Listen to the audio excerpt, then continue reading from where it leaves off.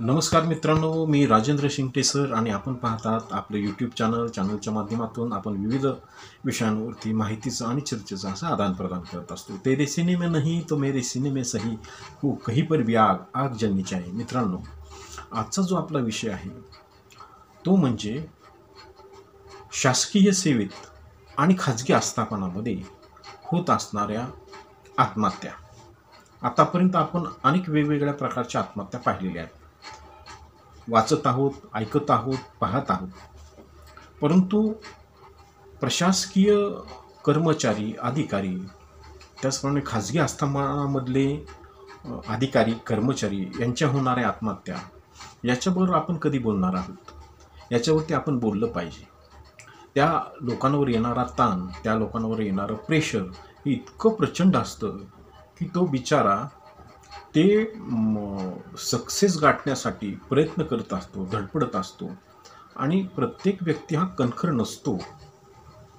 तो ते झेलू शकत नाही, फेस करू शकत नाही आणि पर्यायानं त्याचं मानसिक संतुलन बिघडतं आणि तो आत्महत्या करतो. आत्महत्या म्हणजे काय? स्वतःनं स्वतःची केलेली हत्या, असं साधं सोपं त्याचं विश्लेषण आहे. बँकांचे कर्मचारी असतील, बँकांचे अधिकारी असतील, त्याच्यानंतर पतसंस्थेतले कर्मचारी असतील, मॅनेजर असतील, सोसायटीतले क्लार्क असतील, म्हणजे ज्या गाव पातळीवरच्या ज्या विविध कार्यकारी सहकारी सोसायट्या असतात त्यांचे क्लार्क असतील, त्याच्यानंतर ग्रामपंचायतचे कर्मचारी असतील, यांच्यावर जो काही टॉर्चरपणा केला जातो गाव पातळीवरती तो फार भयानक असतो. अर्थात सगळ्याच ठिकाणी होतंही असं मी म्हणत नाही, कारण आपण आत्महत्याचा जो रेशो पाहिला तर तो तुलनेनं जरी कमी असला तर तो डावलता येत नाही, अशी पद्धत आहे. जे प्रेशर आहे ते. त्याच्यानंतर शाळा असतील, हायस्कूल असतील, त्याच्यानंतर जिल्हा परिषदेच्या शाळा असतील, आरोग्य विभागातले कर्मचारी असतील, त्याच्यानंतर तलाठी असेल, कृषी सहाय्यक असेल, तहसीलदार असेल, जिल्हाधिकारी असेल, या लोकांनी आत्महत्या केल्याचं आपल्याला आढळून येते. ही वस्तुस्थिती आहे. भारतीय प्रशासनचा जर अभ्यास केला आपण तर ते खरंच खूप चांगलं आहे. ती सिस्टीमसुद्धा खूप चांगली आहे. तर अक्षरशः इंटरनेटच्या जमान्यामध्ये सुद्धा, व्हॉट्सअपसारख्या जमान्यामध्ये सुद्धा एखाद्या गोष्टीची किती माहिती करून घ्यावी, किती दिवसाला करून घ्यावी, याला सुद्धा एक मर्यादा आहे, टाईम आहे. बरंचसं प्रेशर असतं कामाचं लोकांचं. आणि आत्ताच्या ज्या काही बांधा वापरा हस्तांतरित करा पद्धतीमुळं तर ते अजूनही वाढलेलं आहे, ते कमी झालेलं नाही आहे. तुम्ही नीट अभ्यास करा. एका बाजूला ऑनलाईन चालू आहे, दुसऱ्या बाजूला पुन्हा ते ऑनलाईन ऑफलाईनच्या माध्यमातून जात आहे.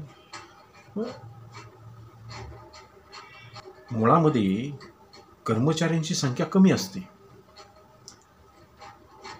आणि खोटं नरेटिव्ह पसरवलेलं आहे की कर्मचारी कामच करत नाही. तर असं काही नाही आहे. एखादा दुसरा काम कमी करत असेल पण त्याला ते करावं लागतं, ही वस्तुस्थिती आहे. मग होतं काय? ते प्रेशर वाढतं. दुसऱ्या बाजूला लोकांना अवास्तव मागणीची सवय लावून दिलेली आहे. आता त्याच्यावर आपण बोलणार आहोत. थोडंसं आपले जे प्रेक्षक आहेत त्यांना थोडंसं ते हे वाटेल की सर तुम्ही असं कसं काय म्हणताय लोकांना. तर सगळे लोक नाही आहेत, तर ठराविक लोकांना अवास्तव डिमांड, मला अजून काही मिळतंय का शासनाकडून, याची खूप घाई झालेली असते. तो खोटं नरेटिव्ह सेट करतो आणि राजकीय लोक, त्यांचे कार्यकर्ते त्याचा गैरफायदा उचलतात आणि त्या कर्मचाऱ्यांना तिथं ब्लॅकमेलिंग सुरू होतं. हनी ट्रॅप जो आहे, हनी ट्रॅप हा सुद्धा प्रकार हा स्वतःचं इस्पित साध्य करण्यासाठी कशा पद्धतीनं झाला, आता त्याच्यावर आपण बोलणं चुकीचं आहे. जेव्हा प्रकरण पूर्ण समजेल तेव्हा आपल्याला कळेल. पण त्याच्यामुळे काही बदमाश हे कर्मचाऱ्यांना कसे त्रास देतात त्याचं ते उदाहरण आहे. कर्मचाऱ्यांचा अपुरा पुरवठा तो सुद्धा आपण समजून घेतला पाहिजे. वाढत चाललेलं खाजगीकरण सुद्धा समजून घेतलं पाहिजे. वाढती लोकसंख्या सुद्धा समजून घेतली पाहिजे आणि त्याची काम करण्याची क्षमता सुद्धा समजून घेतली पाहिजे. आपण प्रत्येकजण काय स्पायडरमॅन नाही की गेला आणि त्यानं फास्टमध्ये सगळं काम केलं, असं होत नाही. आता या ठिकाणी मी बाजू घेतोय अशातला भाग नाही, पण काही गोष्टी आपल्याला मान्य कराव्या लागतील. कर्मचाऱ्यांच्या समस्या जाणून घेण्यासाठी, मग ते खाजगी आस्थापना असेल किंवा शासकीय आस्थापना असेल, आठवड्यातून 15 दिवसातून महिन्यातून किमान त्यांना अर्धा दिवस तरी वेळ दिला पाहिजे. त्यांच्या सूचना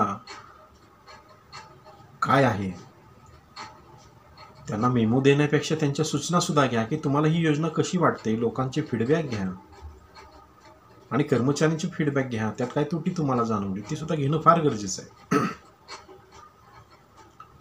तर हे प्रशासन गतिमान होणार आहे. खाजगी आस्थापनामध्ये बोलायचं झालं तर आय टीतले कर्मचारी किती तास काम करतात, लिमिट आहे ना. कायदा नाही का देशामध्ये? कायदा आहे ना. कोण अंमलबजावणी करतं? फोकस जो आहे आपला तो केवळ एक विशिष्ट असा न ठेवता की माझं टार्गेट पूर्ण झालं पाहिजे, माझ्या विभागांचं टार्गेट पूर्ण झालं पाहिजे असं न ठेवता ते गुणात्मक दृष्ट्या किती चांगलं झालं पाहिजे याकडे फोकस देणं फार गरजेचं आहे. अनेक योजना ज्या अशा आहेत की त्या योजनावर होणारा खर्च इतका प्रचंड आहे आणि त्याचं आउटपुट कमी आहे आणि त्या योजना दमदाटी करून फायदा मिळवणाऱ्यांची संख्या सुद्धा खूप आहे आणि त्याचं जे रिपेमेंट आहे ते भरण्याची ताकद असून सुद्धा न भरणारे अनेक महाभाग आहेत. ही वस्तुस्थिती आहे. बरं, खालच्या कर्मचाऱ्यांना माहीत आहे, वरिष्ठ दुर्लक्षित करतात. तुमच्या पातळीवरती बघा, हा काही भाग होऊ शकत नाही. हे आपण सगळ्यांनी मिळून करूया. भ्रष्ट लोकांना जर थांबवायचं असेल तर युनिटी होऊन काम करा. तर आपला देश जो आहे तो गतिमान होईल. पुन्हा एकदा सांगतो, कोणत्याही गुन्हेगारांच्या दबावाला बळी पडू नका. व्हाईट कॉलर क्रिमिनल्स ज्याला समाजामध्ये सभ्य लोक पण गुंडगिरी करणारे लोक, दबाव आणणारे लोक, अशा लोकांना अजिबात घाबरू नका. एकमेकांना सहकार्य करा आणि आपला देश कसा गतिमान होईल हे पहा. हे माझा उद्देश जो आहे या व्हिडिओतून सांगण्याचा प्रयत्न होता, जेणेकरून जास्तीत जास्त लोक आत्महत्या करण्याचं टाळतील. हे जे प्रमाण आहे ना, 1 लाखामध्ये 12.5 लोक आज आत्महत्या करत आहे, हे आपल्याला टाळायचं आहे. त्यासाठी हा व्हिडिओ बनवलेला आहे. यामध्ये मी जो दोष देतो आहे तो गुन्हेगारी प्रवृत्तीच्या समाजामध्ये नरेटिव्ह पसरवणाऱ्या आणि काय म्हणतो आपण त्याला, भ्रष्ट बनवणाऱ्या लोकांच्या विरोधामध्येच आहे. माझी सुद्धा सर्वांना विनंती आहे की कर्मचारी कुठलाही असो, खाजगी असो सरकारी असो, त्याला नियमानुसार वेळ द्या कामाचा. त्याच्यावरती प्रेशर टाकू नका. त्याच्याकडून काम कसं करून घ्यायचं आणि ते आनंदामध्ये कसं होईल, उत्साहामध्ये कसं होईल याकडे लक्ष द्या. ही सगळ्यांची आपली जबाबदारी आहे. कारण तो एक कुटुंब चालवत नाही, तो कर्मचारी एक देश चालवतो, लक्षात घ्या. पुन्हा एकदा मी सर्वांची माफी मागतो. थोडंसं माझ्याकडून कमी जास्त झालं असेल त्याबद्दल सर्वांची मी क्षमा मागतो. परंतु माझा उद्देश जो आहे ह्या व्हिडिओ करण्यामागचा की माझ्या देशातलं प्रशासन जे आहे त्याचं कणखर असलं पाहिजे आणि गतिमान असलं पाहिजे, हसरं असलं पाहिजे, आनंदी असलं पाहिजे. आणि त्यांनी तो खाजगी असेल, सरकारी सेवेत असेल, त्यानं मनमोकळेपणाने खुला श्वास घेऊन त्यानं काम केलं पाहिजे. एवढीच माझी इच्छा आहे. जय हिंद, जय महाराष्ट्र. नमस्कार.